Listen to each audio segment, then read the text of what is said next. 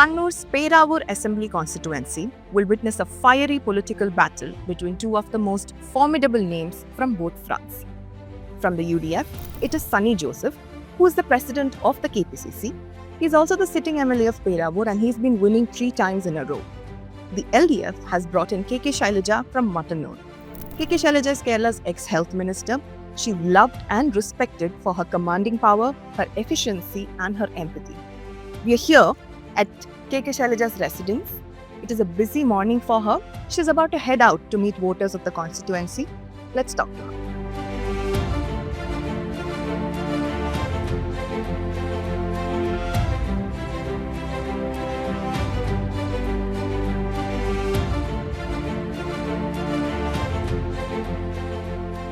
Before we move further, I have an appeal for you.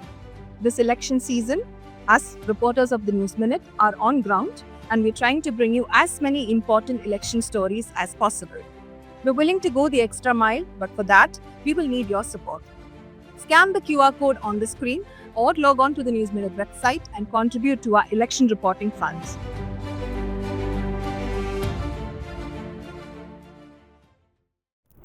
Last time we met in Vadagara, you were campaigning for your Lok Sabha elections. You were fielded from a UDF bastion. This time we are in Peravoor. Peravoor is also quite a stronghold of the UDS. And you've been put consistently, consecutively, you've been put up in constituencies that have a little cited as a political risk. What do you think? Not every time I was placed in political risk place. First of all, I contested in Kothuramba constituency in 1996. That was a stronghold of CPIM and left. And I win with a very good majority there. And the very last time I was contested in Mattanur constituency. That is also a stronghold of CPIM. But sometimes I contested in a not stronghold, but somewhat strong constituency of our UDF. And I accepted that challenge to contest. I contested in the Peravoor constituency in I think it is 1996. And I defeated the UDF candidate A.D. Mustafa. And we gained that constituency at that time. And when I contested in Kuthuvaramba constituency, it is a new Kuthuvaramba constituency. Actually, it is the Peringalam constituency. And Mandalam, this constituency bifurcation came at that time and it became Kuthuvaramba constituency. But most part of the constituency was belonged to the Peringalam. That is not a stronghold for left or CPIM. And I contested there and I defeated the previous minister KP Mohanan.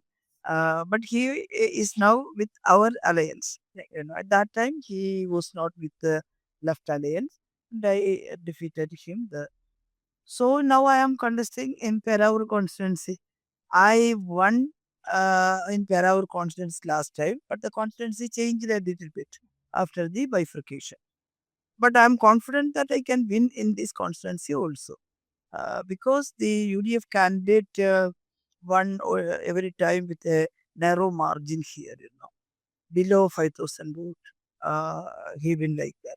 So we are having a good fight, good the kind of propaganda about the 10 years work of left front government, the development work and also the social welfare ones.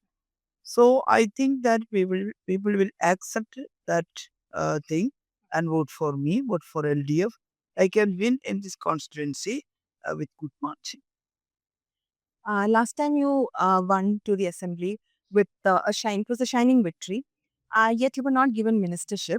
Many interpret this as a sort of political sidelining. What are your thoughts? And nothing about that. I am a member of CPM Central Committee, and not sidelining me. We decided at that time that every minister should be new, except chief minister, and the others should work for party work, and also if elected members are there, they should work for member of legislative assembly and also party work. Then I took that party work as a CC member according to the decision of our party. There is nothing in it to sideline or destroying me or like that. But there is a propaganda like that. Now I am again contesting. Actually, this time our party's policy is if a candidate is an MLA in a stronghold of left party or CPIM, they should not contest this time. That constituency they should give to or a party will select new candidates for that, especially young generation. In my constituency, Mattanur, I contested. I continuously I contested two times. Once in Puduvaramba and next in Mattanur. That continuously two terms. So I can contest according to that policy.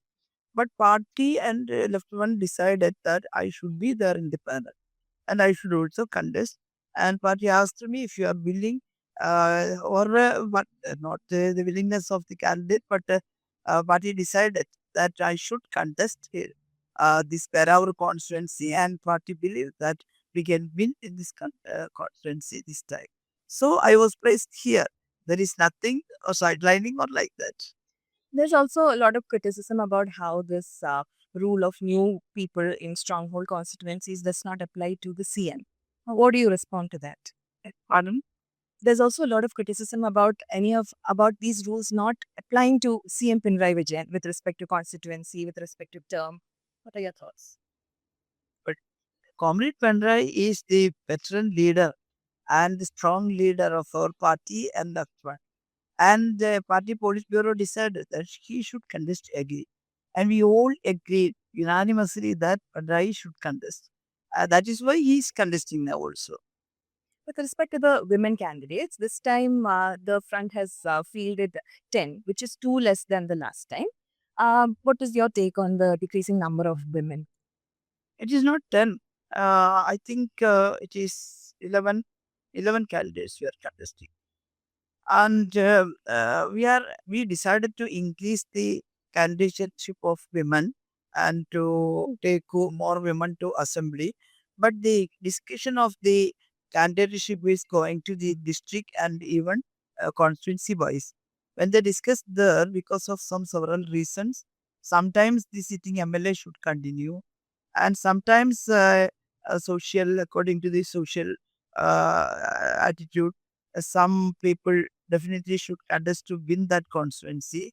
At that time, sometimes the women candidacy will become little less. But we are trying to increase the presence of women in the assembly. I think this time more women will run and come to us. You also supported Shamala, a contestant who was criticized a lot because it was said that she was given a ticket only because her husband is a veteran leader. What is your take on why it is so easy to write women off like this? Yes, that is a patriarchal view. It is not correct. Shamala was a worker of Students Front previously, and she became the leader of Women Front later. And while I was the secretary of area level of the women organization, she was joint secretary at that time.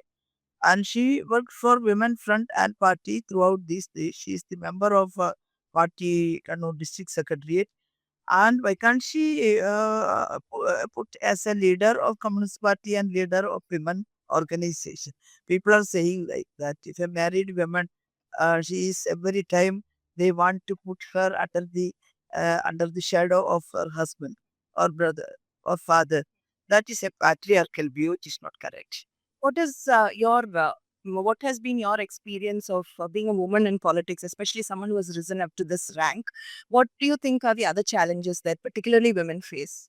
Yes, every women are facing some challenge because the society as a whole is patriarchal. And there are some norms for women. Women should look after the children and family. That is a correct thing.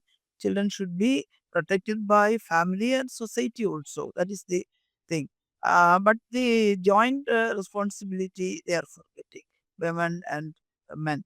So the old norms, so according to about women, is still is existing there. That is why the people are not liking, some people are not liking the women coming outside and become social worker or leader or like that. That thing is there, and most of the women are suffering a lot to come outside. Coming to election issues, health is a very important political issue that people vote on. And the health department at this point of time has come under several kinds of criticism. There have been many controversies. And there seems to be a reduced trust in people with respect to the health sector, which was once a model. What are your thoughts? Yes, throughout these 10 years, left front government was working to improve the public health system here. I was there for 5 years, and I'm very satisfied with that work the government had done. And I was the Minister for Health, Family Welfare, and Social Justice, and Women and Children. All these are connected together, and food safety also. And within that 5 years, I think I can implement so many new schemes and new mission or new projects in health sector. We tried our best to reduce the mortality rate of children, and we announced several new schemes like Hrityam, etc., to get operation for congenital heart defects. So at last, we have had a very good result when we examined in 2020.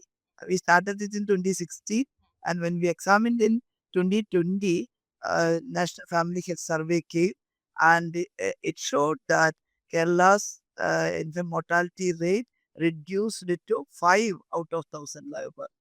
From 12 to 5, it is lower than the child mortality rate in USA. With respect to the present controversies surrounding the health department, do you also think that Veena George has been disproportionately burdened by your legacy? No need to that. While I was a minister at that time, I was a I was fresh and I was a newcomer. Ina also at that time was a newcomer, and throughout these 5 years, she was working hard, and she had done so many things. And what is the reason to have the burden of the legacy of the previous uh, members or ministers? Nothing to do with that.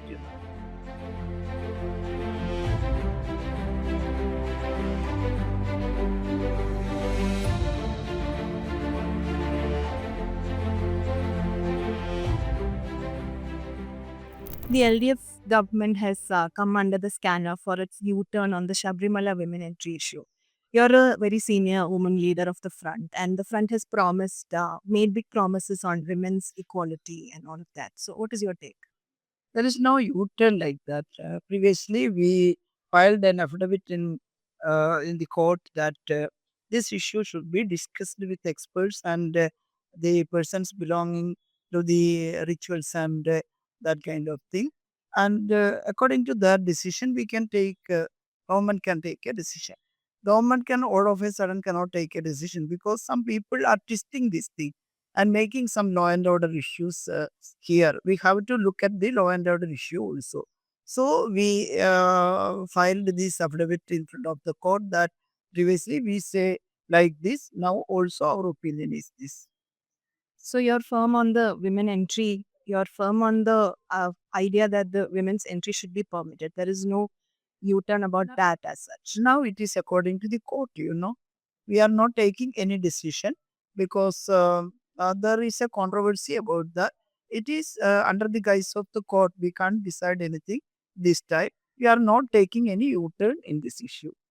With respect to women's safety, Asha Achi Joseph had recently filed a complaint against ex-left MLA PT Kunju Mohammed, and she said that there seems to be a survivor seems to be left in a limbo when the accused is pro-left, whereas say in the case of Rahul Mangodatil, the action is a little bit more fast. So, what do you say about that?